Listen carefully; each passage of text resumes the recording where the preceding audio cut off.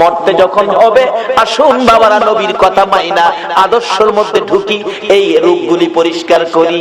ডাকতেছে মা, মা গো আল্লাহরে ডাকো, আল্লাহ আল্লাহ করো। দেখো আল্লাহরে দুইটা দুই জায়গায় করে দেয়। ওই মহিলা ডাকতেছে কবিরাজ রে, ব্যথা অসহ্য চিৎকার মারতাম আল্লাহ গো কইয়া। আমার আল্লাহ বলেন ফেরেশতারা রে, আমার পক্ষ থেকে বাজেট গুলো দিয়ে দিলাম রে, যেই মহিলা প্রসব ব্যথার যন্ত্রণায় আমার আল্লাহ কইয়া ডাক দিবে, এক একটা ডাকের বিনিময় এক একটা কবুল হজের সওয়াব আমি আল্লাহ দান করে দিলাম। এই কষ্টের বিনিময়ে আমার আল্লাহ যদি এই দিতে পারে, বলুন সন্তানের কিছু দেওয়া দরকার আছে কিনা? বাবারা বলতেছিলাম এবার কেউ রাজি হলো না সন্তানের জন্য জীবন দিয়ে সন্তান বাঁচাবে, মাত্র একজন রাজি। বলুন এই লোকটাকে? এবার মৌলবী ডাহে, ভাই ওঠেন। ভাই তো ওঠে না, কান্দে, শুধু মুখের কাপড়টা সরাইছে। বড় পোলা কই কই কি রে? চাচা কইল আব্বা মারা গেছে, ওহন বাপের মুখটা দেখাম কেন? বাবাও কেউর দিকে চায় না, খালি মার দিকে চায়। মা গো মা, এই জগতে আপন থাকলে তুমি আছো। মা দৌড়াইয়া যাইয়া সন্তানের বুকে জড়াইছে, বাবা গো তুমি জীবিত, আমি মায়ের কলিজা ঠান্ডা করেছো। বলুন এই জগতে কিছু আপন পাইলে কাকে পাওয়া গেছে? এটা আমার নবী তো বানাইছে। নবী বলেছে উম্মতেরা রে, তোর মায়ের পায়ের নিচে তোমার জান্নাত। এবার মৌলবী কই ভাই সাহেব, এবার কোন এই জগতে আপনার কি আছে? ভাই কান্দে আর কয় মৌলবী রে, এইভাবে আমার পথ দেখাবি আমি আগে জানি না। বাবারে একটা ভাই মৌলবী বানান, একটা ছেলে মৌলবী বানান। মরতে হবে, মরার আগে মইরা দেখেন এই জগতে আপনার কি আছে। সব পর কিছু আপন থাকলে মা, মা আপন থাকার কারণ নবী আপনত্ব করে গেলেন, মার পায়ের নিচে জান্নাতের সম্পর্ক করে দিলেন। সকলে বলুন আমিন। বাবারা ভাইরা, এবার বড় ভাই কান্দে, মৌলবী রে নাই আমার কিচ্ছু নাই, আমার কিচ্ছু নাই, আমার কিচ্ছু নাই, শুধু একমাত্র কিছু থাকলে মা। কত চলেন বাড়ি যাই কোন, বাড়ি গিয়ে কি করবো? তো অহন কান্দেন কেরে? বড় ভাই কান্দে আর ডাকে গুনার বোঝা মাথায় লইয়া কান্দেছি, মাফ করে দাও মাহবুব আল্লাহ এলাহি। বাবারা দুইটা চিঠি নবীর পক্ষ থেকে আপনাদের কাছে দেওয়ার কথা। একটা চিঠি হলো কাফা বিল মাউতি ওয়াইজান, মৃত্যুটাকে স্মরণ রাখো, যথেষ্ট ওয়াজের দরকার নাই। আরেকটা চিঠি হলো আমার নবী আপনাদের উদ্দেশ্যে দিয়েছে আদ-দুনিয়া ও মাজরাতুল আখিরা, দুনিয়াটা হলো আখিরাতের বাজার। আমি আপনাদের কাছে জানতে চাই নবীর চিঠি মাফিক, নবীর চিঠি হিসাব করে আখিরাতের জন্য কে কি বাজার করেছেন, কে কি রোজগার করেছেন। আমার নবী যেদিন বলেছে দুনিয়া আখিরাতের বাজার, সাহাবীরা জড়ো হইয়া প্রশ্ন করে নবী গো আমরা কিভাবে বাজার করলে লাভবান হব?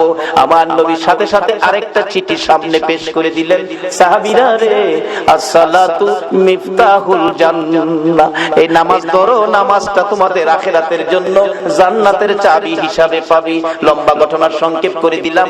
নবীর কথা যারা মানে গো, দেখুন না নবীর সাহাবীর জীবনী, যার নাম কিতাবে লেখে হযরতে আব্দুল্লাহ আনসারী, দৌড়ায় বাড়িতে গেছে, বিবি গো ও বিবি, নবী বলেছেন নামাজ বলে জান্নাতের চাবি, বল নামাজ পড়বি নি, নামাজ আদায় করবি নি। বিবি একটা চিৎকার মারছে, স্বামী নবী যদি বলে থাকে, আল্লাহু আকবার বলো, কে বলে থাকে? কে? মদিনার মহিলারা পর্যন্ত আমার নবীর কথার মর্যাদা দিত। মসজিদে নববীতে, ও মসজিদের পক্ষের বাইরা কারা গো মসজিদ সামনে রেখে মাহফিলের আয়োজন করেছেন? মসজিদে নববীতে যখন জামাতের সময় হইতো, আব্দুল্লাহ আনসারী ওই একটা কাপড় নিজের পরনে লাগাইয়া ঘরের ভিতরে গর্ত করেছে, গর্তের মধ্যে বিবিকে উলঙ্গ করে বসাইয়া দরজা বন্ধ করে মসজিদে নববীতে যাইয়া পিছনের কাতারে নামাজে শরীক হইয়া, নামাজ যখন শেষ হয়ে যাইতো দৌড়াইয়া বাড়ির দিকে যাইয়া কাপড় খুলে বিবিরে দিত, নিজে গর্তের ভিতরে বসতো, বিবি নামাজ আদায় করত। এইভাবে দুইজনে মিলে এক কাপড়ে নামাজ পড়ে, কোনদিন নামাজ ছাড়ে না। আর আমরার ঘরে সুকেশ ভর্তি কাপড়, আমরা নামাজ পড়ি না। সাহাবীরা কিছু গুনগুন করে আব্দুল্লাহ আনসারী কিসের নামাজ পড়ে, দৌড়ায় আসে দৌড়ায় যায়, বুঝি না কি নামাজ পড়ে। নবীজি বলেন কি ব্যাপার, তোমরা কিসের সমালোচনা করো? হুজুর আব্দুল্লাহ আনসারী কি নামাজ পড়ে বুঝি না।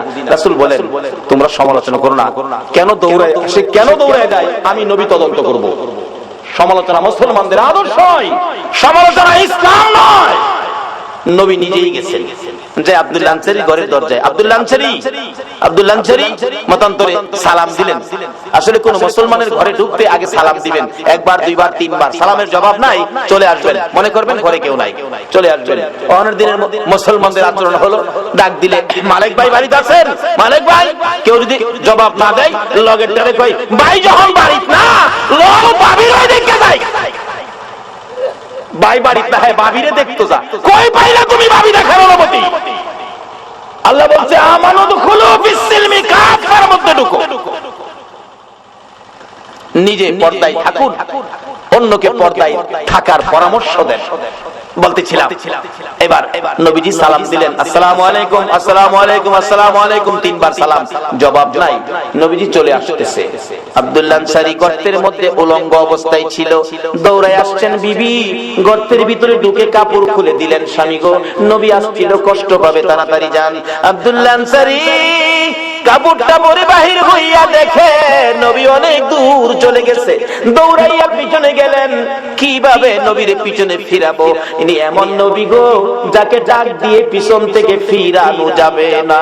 পিছনে যাইয়া কিতাব লেখে পাওগুলি বড় বড় করে মারছে, আওয়াজ শুনে নবী পিছনে তাকাইছে। আব্দুল্লাহ আনসারী হুজুর ওয়া আলাইকুম সালাম, তিনবার সালাম দিলাম, জবাব দিলি না, এখন কেন জবাব দিলে? হুজুর আপনি যখন সালাম দেন আমি শুনছি গো, কিন্তু এমন এক পরিবেশে ছিলাম রাসূলের সালামের জবাব দেওয়া সম্ভব ছিল না। কি পরিবেশে ছিলে রে আব্দুল্লাহ আনসারী? হুজুর আপনি যেদিন বলেছেন নামাজ জান্নাতের চাবি, ওই দিন থেকে আমি আর আমার বিবি দুইজনে নামাজ পড়ি, নামাজ ছাড়ি না, কিন্তু দুইজনে মিলে নবী গো মাত্র একটা কাপড় আমার ঘরে। মসজিদে নববীতে যখন জামাতের সময় হয়, ও মসজিদওয়ালারা কারা এই মসজিদের পক্ষ থেকে মাহফিলের আয়োজন করেছো, আমার নবী মসজিদের জামাতের কত গুরুত্ব দিয়েছে। হুজুর মসজিদের জামাতের সময় হলে আমি আব্দুল্লাহ আনসারী ঘরের ভিতরে গর্ত করছি, বিবিরে উলঙ্গ করে বসাইয়া দরজা বন্ধ করে কাপড়টা পরে আমি মসজিদে যাই, নামাজ শেষ করে দৌড়াই আসি, বিবিরে কাপড় দিয়ে আমি গর্তের মধ্যে বসে থাকি, এইভাবে দুইজনে মিলে নামাজ পড়ি এক কাপড়ে। হুজুর কোনদিন নামাজ ছাড়ি না। আমার নবী বলেন আব্দুল্লাহ আনসারী দরজাটা খুলে দে, আমি দেখি গর্তটা শরীয়ত সম্মত কিনা। কিতাব লেখে আব্দুল্লাহ আনসারী দরজা খুলে দিলেন, নবী তাকিয়ে আছে, গর্তটা এত গভীর ছিল ভিতরে মেয়ে না পুরুষ বোঝা যায় না, মানুষ আছে কি নাই তাও ধরা যায় না। আমার নবী চোখের পানি ছেড়ে দিলেন, আব্দুল্লাহ আনসারী রে আমি নবী বলে গেলাম রে তোদের জান্নাতের চাবি রোজগার হয়ে গেছে। বাবার এই দেশ ছাড়তে হবে, সাদা কাপড় নিয়ে কবর যাইতে হবে, জীবনে কি রোজগার করেছেন হিসাব মিলাম না।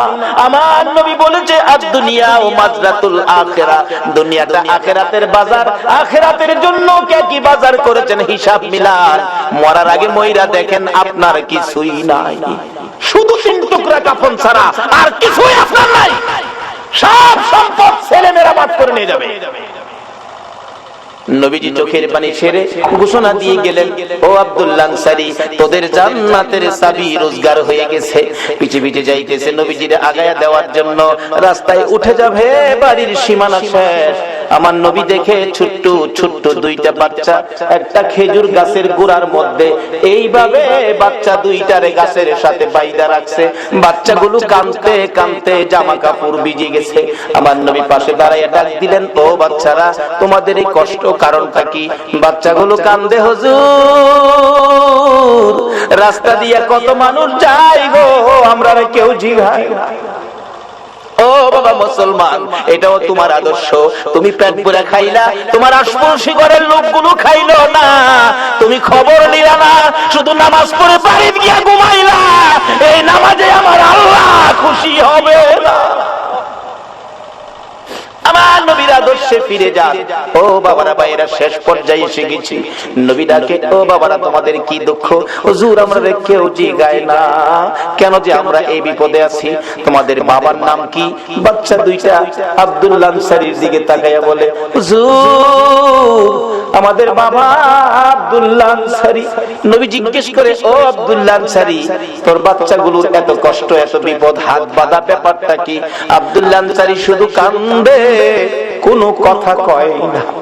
আবার নবী জিজ্ঞেস করেন, ও বাচ্চারা তোমাদের এই কষ্ট কেন, হাত বাঁধা কেন, বিপদ কেন?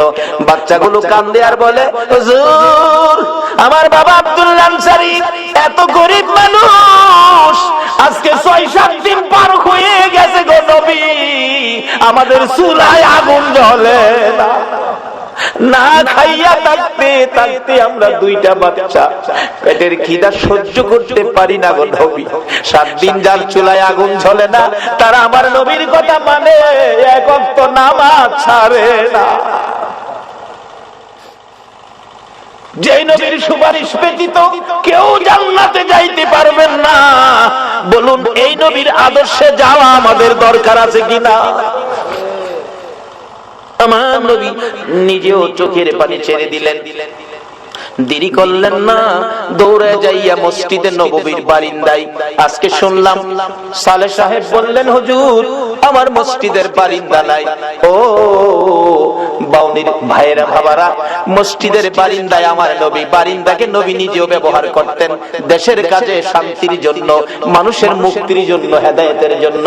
মসজিদের বারিন্দা আমার নবী ব্যবহার করতেন। মসজিদে নববীর বারিন্দায় যাইয়া আমার নবী দুইটা চোখের পানি জল করে ছেড়ে দিলেন। সাহাবীরা জড়ো হয়ে গেছে, কান্দে রে আমার নবী কান্দে। আল্লাহু আকবার বলো। নবীর কান্না দেখি কেউ সহ্য করতে পারে না। ওমর তরবারি নিয়ে হাজির হয়ে গেছে। ইয়া রাসূলুল্লাহ আমি ওমর বেঁচে আছি, বলুন কার দেওয়া ব্যথায় আপনার চোখের পানি আসছে, আমি ওমর তরবারি দিয়ে তাকে দ্বিখণ্ডিত করে দিব। আমার নবী বলেন, ওমর রে আজকের চোখের পানি তরবারি দিয়া মুছতে পারবি না। মসজিদে নববীর বারিন্দায় দাঁড়াইয়া আমার নবী ডাকে। আবু বকর হাজির হয়ে গেলেন। ইয়া রাসূলুল্লাহ আমি আবু বকর, যে আবু বকর 3 বার করে সর্পের দংশনে আপনি নবীর ভালোবাসায় জীবন দিতে রাজি, প্রয়োজন হলে আমি আবু বকর জীবন দিব। আমার নবী বলেন, আবু বকর রে জীবন দিয়ে চোখের পানি বন্ধ করতে পারবি না। এইভাবে একের পর একজন আসতেছে, নবী কারো পক্ষে খুশি হয় না। একটু পরে দেখা যায় দূর থেকে আসতেছে হযরতে উসমান গনি রাদিয়াল্লাহু তাআলা। ও দনিরা কে হবে গো উসমান গনি? হাসতেছে, চোখের পানিগুলো ছেড়ে ছেড়ে নবীজি কান্দে। উসমান গনি ডাকতেছে, হুজুর আমি উসমান গনি আসলাম। নবী গো বলুন কিসের বিনিময়ে চোখের পানি মোছা যাবে?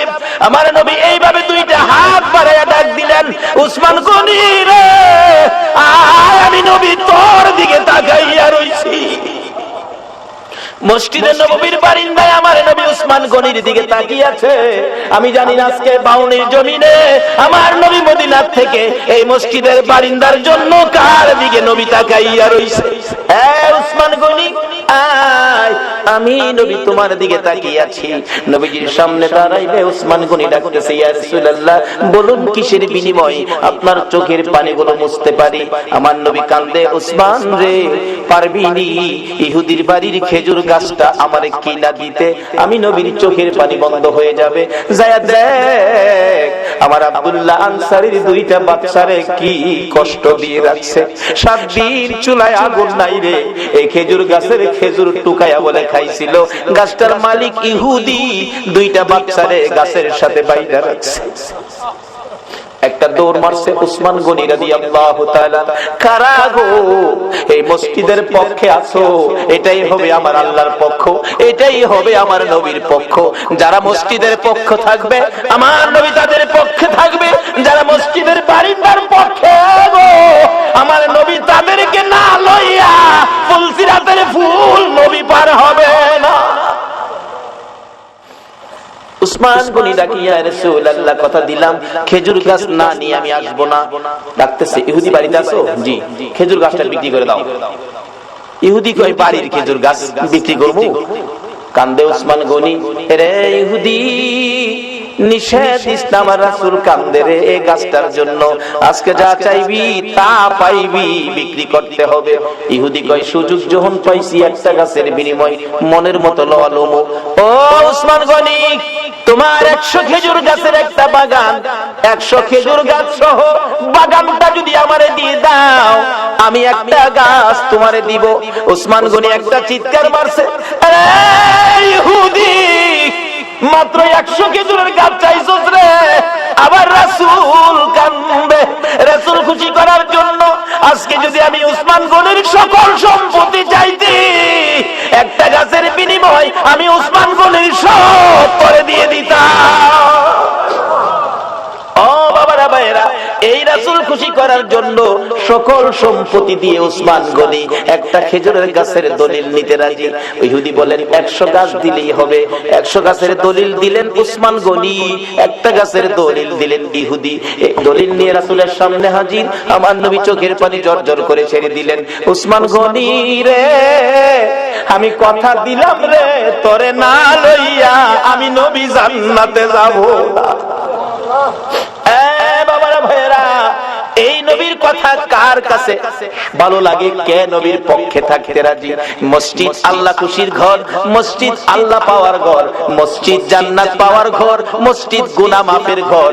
এই মসজিদের বারিন্দার জন্য আমি আপনাদেরকে নিয়ে দোয়া করব। দোয়ার আগে 5টা মিনিট অনুরোধ হলো, আমি আপনাদের মেহমান, কেউ উঠবেন না, যদি উঠেন আমি কষ্ট পাবো।